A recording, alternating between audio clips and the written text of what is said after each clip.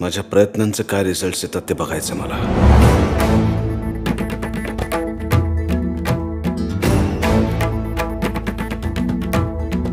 वेदनेच्या गावातून आलो तुझी या पायी,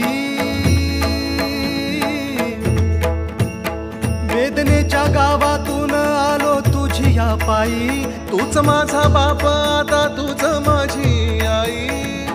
चिरंजीव झाला माझा जन्म होता मर्त्य, तुझे नाव घेता आला जगण्याला या अर्थ. स्वच्छंदी तो स्वतःचा सखा येथे रमसी सांग